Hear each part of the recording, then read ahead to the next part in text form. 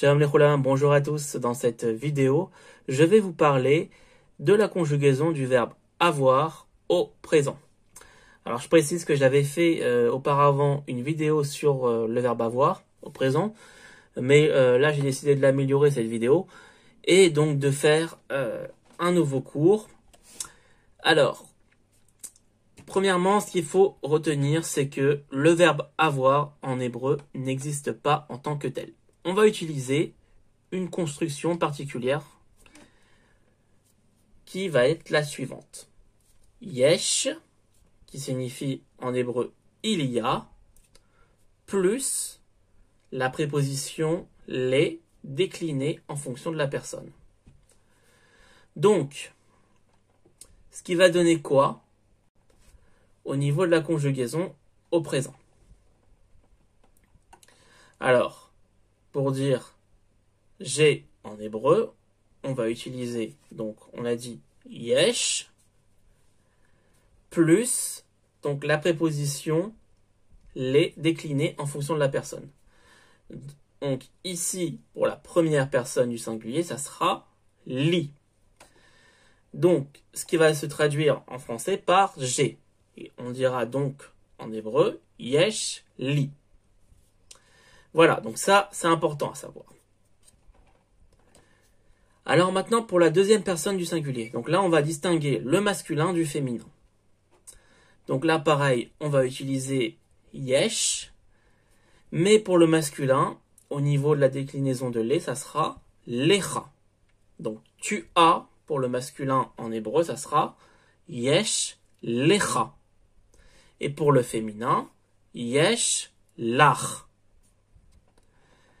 Alors, pour la troisième personne du singulier, donc pareil, comme je vous l'ai dit précédemment, on utilise yesh avec les déclinés. Donc, pour la troisième personne du singulier, pour le masculin, ça sera yesh lo. Et ça correspond en français à il a. Elle a, en hébreu, ça va donner yesh la. Donc là, au niveau de la déclinaison de les, ça sera là. Ça, c'est pour donc le féminin singulier. Alors maintenant, on va passer au pluriel. Nous avons. Alors, on utilise toujours yesh, mais ici, ça sera, au niveau de la déclinaison, la nous. Yesh, la nous. Nous avons. Alors, pour la deuxième personne du pluriel au masculin, là, ça sera yesh lachem pour le masculin, mais pour le féminin, faites attention, ça sera yesh lachen. Yesh lachen. Donc vous voyez ici la différence. Pour le masculin, la déclinaison, ça sera lachem, et pour le féminin, lachen. Et enfin, pour la troisième personne du pluriel, donc pour le masculin, ça sera yesh lahem. Et pour le féminin, yesh lahen. Donc là aussi, il y a une différence au niveau des déclinaisons. Donc, yesh lahem pour ils ont, yesh lahen pour elles ont. On va voir ici quelques exemples. J'ai beaucoup de livres, en hébreu, ça va donner quoi? Donc, on a vu que j'ai, en hébreu, ça sera yesh li. Donc, on n'oublie pas la construction. Yesh, plus, ici, la préposition les déclinée en fonction de la personne. Donc là, ici, c'est la première personne du singulier. Donc, ça sera li. Yesh li arbe sfarim. J'ai beaucoup de livres. On va voir un autre exemple. Nous avons un cours d'hébreu. Donc, nous avons en hébreu, c'est yesh lanu. Yesh lanu. Parce que, on l'a vu précédemment, donc on utilise toujours yesh au niveau de la construction, mais pour la première personne du singulier, ça sera lanu au niveau de la déclinaison de les. Donc, yesh lanu shi'ur le ivrit. Nous avons un cours d'hébreu. Donc, vous avez compris comment ça se présente au niveau de la construction pour exprimer ici le verbe avoir en hébreu. Eh bien, ça se construit en fonction déjà de la personne, hein, il faut retenir, mais également, ça sera précédé donc de yesh, qui signifie il y a. Donc yesh plus la préposition déclinée. Alors maintenant, on va voir ce qu'on a vu ici à la forme affirmative. Hein. On va voir maintenant comment ça fonctionne au niveau de la forme négative.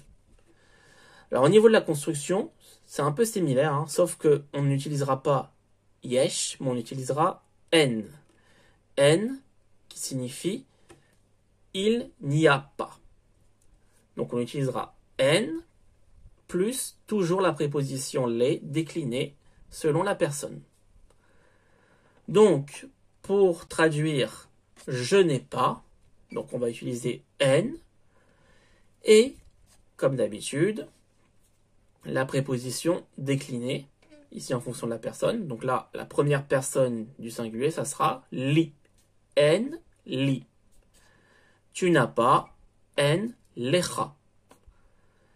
Donc ça c'est pour le masculin. Mais pour le féminin, tu n'as pas pour le féminin en lach. Il n'a pas en lo. En lo. Elle n'a pas en la. Nous n'avons pas en lanu. En lanu. Vous n'avez pas, pour le masculin, en lachem. Et vous n'avez pas pour le féminin. Donc faites attention ici, il y a une différence pour la deuxième personne du pluriel. Donc au féminin, ça sera en lachen. En lachen, vous n'avez pas. Ils n'ont pas en lahem. En lahem. Ils n'ont pas. Elles n'ont pas en lahen. En lahen. Elles n'ont pas. On va voir ici deux exemples. Je n'ai pas beaucoup d'amis. En hébreu, ça va donner. Donc, je n'ai pas. Je vous rappelle qu'on utilise au niveau de la construction en plus la préposition déclinée. Donc, ici, c'est la première personne du singulier. Donc, ça sera li. En li arbe chaverim. Je n'ai pas beaucoup d'amis. Elle n'a pas de crayon. En la iparon. En la iparon. Parce que ici, c'est la troisième personne du singulier, mais pour le féminin. Donc, ça sera en la, elle n'a pas. En la iparon. Alors, une petite remarque importante. Hein. Donc, on a vu que yesh et en précèdent la préposition les. Mais ce qu'il faut savoir, c'est qu'il est possible d'inverser l'ordre de ces mots si on souhaite insister sur la personne ou lorsqu'on utilise un prénom.